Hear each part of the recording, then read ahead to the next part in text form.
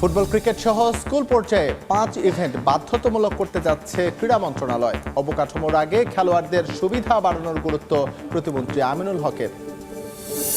জাহানারা কাণ্ডে নিষিদ্ধ সাবেক নির্বাচক মঞ্জুরুল, বিসিবির পরিচালনা পর্ষদের সভায় সিদ্ধান্ত, লিপুর দায়িত্ব বাড়ল আরও 1 মাস। নারী বিপিএল এর প্রথম আসর শুরু 4 এপ্রিল। টি-20 বিশ্বকাপে ভারত বধ করল সাউথ আফ্রিকা। আহমেদাবাদে বোলেকোয়ে টিম ইন্ডিয়াকে হারালো প্রোটিয়ারা। শ্রীলঙ্কার বিপক্ষে দারুণ জয় ইংল্যান্ডের। কাল মাঠে গড়াচ্ছে বিসিএল এর ওয়ানডে ফরম্যাট। বগুড়ায় মুখোমুখি নর্থ ও ইস্ট জোন। রাজশাহীতে লড়বে সেন্ট্রাল এবং সাউথ। পাকিস্তান সিরিজের প্রস্তুতিতে চোখ ক্রিকেটারদের। এবং সিডনিতে এশিয়ান কাপের একাদশ বাছাই মনোযোগী বাটলার। 2 দলে ভাগ হয়ে ম্যাচ খেললেন নারী ফুটবলাররা। অনুশীলনে সন্তুষ্টি সুইডেন প্রবাসী আনিকার। ফুটবল, ক্রিকেট সহ খেলাধুলার 5টি ইভেন্ট স্কুল পর্যায়ে বাধ্যতামূলক করতে যাচ্ছে যুব ও ক্রীড়া মন্ত্রণালয়। অবকাঠামো উন্নয়নের চেয়ে ক্রীড়া সংশ্লিষ্ট ব্যক্তিদের সুযোগ সুবিধার বিষয়ে বিশেষ গুরুত্ব দিচ্ছেন যুব ও ক্রীড়া প্রতিমন্ত্রী আমিনুল হক। জাতীয় ক্রীড়া পরিষদে সাংবাদিকদের সঙ্গে মতবিনিময় সভা শেষে এমনটাই জানিয়েছেন তিনি। এদিকে জেলা ক্রীড়া সংস্থাগুলোকে নির্বাচনের মাধ্যমে সচল করে কার্যক্রম বাড়ানোর জন্য প্রতিমন্ত্রীকে পরামর্শ দিয়েছেন ক্রীড়া সাংবাদিকরা। ক্রীড়াঙ্গনের দায়িত্ব নেওয়ার পর প্রথমবার দেশের ক্রীড়া সাংবাদিকদের সঙ্গে মতবিনিময় সভা করলেন যুব ও ক্রীড়া প্রতিমন্ত্রী আমিনুল হক। মূলত ক্রীড়াঙ্গনের সমস্যাগুলো শোনার পাশাপাশি সমাধানের পরামর্শ নিতে ক্রীড়া সাংবাদিকদের সঙ্গে এই বৈঠক, যেখানে উঠে আসে বেশ কিছু বিষয়। দেশের ফেডারেশনগুলোর অচল অবস্থা, বাজেট স্বল্পতা, উপজেলা, জেলা ও বিভাগীয় পর্যায়ে খেলাধুলা না থাকা, মাঠ স্বল্পতা সহ বেশ কিছু সমস্যা, যা মনোযোগ দিয়েই শুনেছেন ক্রীড়া প্রতিমন্ত্রী, দেন সমাধানের আশ্বাস।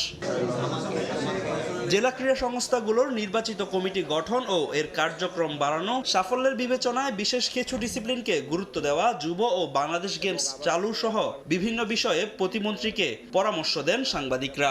কিভাবে আমরা খেলাধুলার পরিধি বাড়াতে প্রাথমিক শিক্ষা কার্যক্রমের 4র্থ শ্রেণী থেকে অন্তত 5টি ইভেন্ট বাধ্যতামূলক করতে চান যুব ও ক্রীড়া প্রতিমন্ত্রী। বাংলাদেশে আমরা জাতীয় যে শিক্ষাক্রম আমাদের 4র্থ শ্রেণী থেকে আমরা আমাদের খেলাধুলাকে বাধ্যতামূলক করতে চাই এবং সেই বিষয়গুলো নিয়ে আমাদের সংশ্লিষ্ট মন্ত্রণালয়, শিক্ষা মন্ত্রণালয়ের সাথে কথা বলে, শিক্ষামন্ত্রী, প্রতিমন্ত্রীর সাথে কথা বলে আমরা সেটা নিশ্চিত করব ইনশাআল্লাহ। অবকাঠামোর চেয়ে অ্যাথলিট ও খেলোয়াড়দের সুযোগ সুবিধার বিষয়টি বিশেষ গুরুত্ব দেবে বর্তমান সরকার। সারা বছর খেলোয়াড়দের মাঠে রাখতে চান ক্রীড়া প্রতিমন্ত্রী, সেভাবেই বছরের শুরুতেই হবে ক্যালেন্ডার।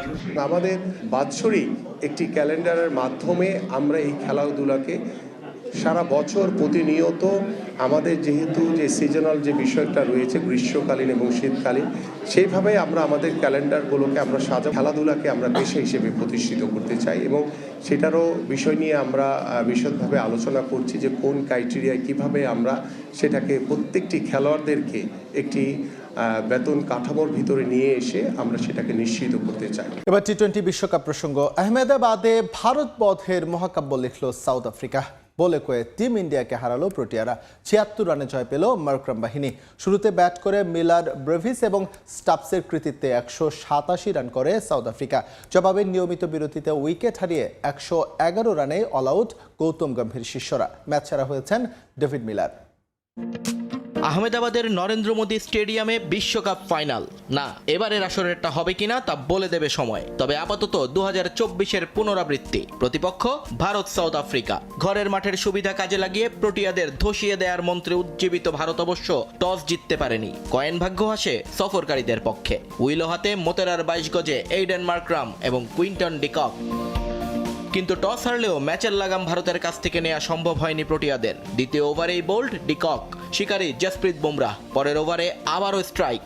এবার আশদ্বীপের শিকার আফ্রিকান ক্যাপ্টেন। ককের 6 রানের পর মার্ক্রাম বিদায় নেন 4-এ। রায়ান রিকেলটনও টিকলেন 7 বল। বুমরার দ্বিতীয় শিকার হওয়ার আগে করেন বলের সমান 7 রান। 20 রানে 3 উইকেট হারিয়ে খাদের কিনারায় সাউথ আফ্রিকা।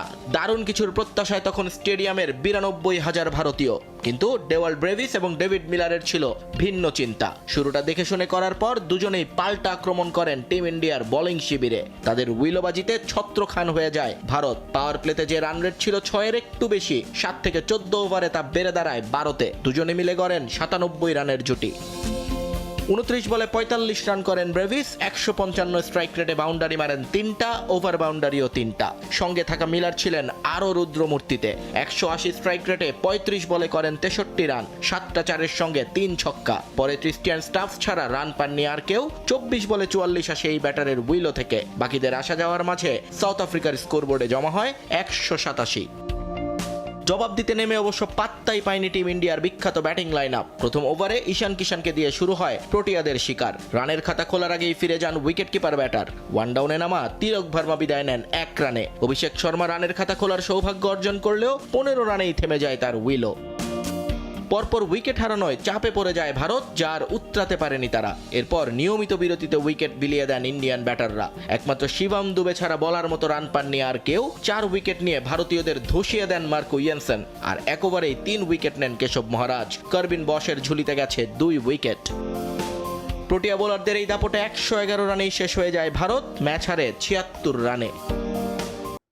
অবশেষে জাহানারা কাণ্ডে শাস্তি দেয়া হলো নারী দলের সাবেক নির্বাচক ও ম্যানেজার মঞ্জুরুল ইসলাম মঞ্জুকে। নারী দলের সাবেক অধিনায়ক জাহানারাকে শারীরিকভাবে লাঞ্ছিত ও নিপীড়নের অভিযোগে মঞ্জুকে সব ধরনের ক্রিকেটীয় কার্যক্রম থেকে নিষিদ্ধ করেছে বিসিবি।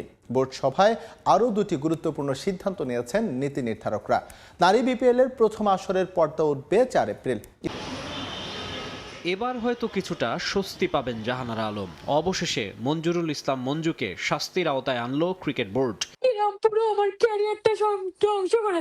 সাবেক অধিনায়ক জাহানারা আলমের কান্না সেদিন নাড়িয়ে দিয়েছিল দেশের ক্রিকেট আঙ্গনকে। গত বছর নভেম্বরে নারী দলের সাবেক নির্বাচক ও ম্যানেজার মঞ্জুরুল ইসলাম মঞ্জুর বিরুদ্ধে গুরুতর অভিযোগ তোলেন জাহানারা। তার দাবি, বিভিন্ন সময়ে যৌন নিপীড়নের শিকার হয়েছেন মঞ্জুর কাছে। লাঞ্ছনার অভিযোগ আনেন আরও একাধিক নারী ক্রিকেটার। চরম চাপের মুখে তদন্ত কমিটি গঠন করে ক্রিকেট বোর্ড।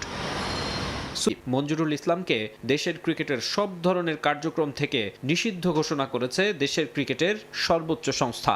বর্তমানে চীনের ক্রিকেটের সঙ্গে যুক্ত থাকলেও দেশে ফিরে কোনো ধরনের ক্রিকেটীয় কার্যক্রমে যুক্ত হতে পারবেন না মঞ্জু। এবার বিসিএল প্রসঙ্গ। সোমবার মাঠে গড়াচ্ছে বাংলাদেশ ক্রিকেট লিগের ওয়ানডে ফরম্যাট। বগুড়ায় মুখোমুখি হবে নর্থ ও ইস্ট জোন, আর রাজশাহীতে লড়বে সেন্ট্রাল ও সাউথ জোন। এই বিসিএল দিয়েই পাকিস্তান সিরিজের প্রস্তুতি সারতে চান জাতীয় দলের ক্রিকেটাররা।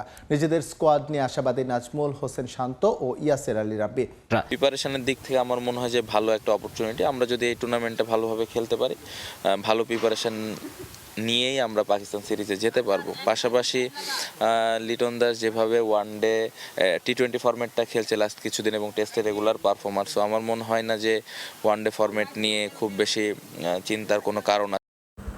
টি20 ওয়ার্ল্ড কাপে ভারতকে 76 রানে হারালো সাউথ আফ্রিকা।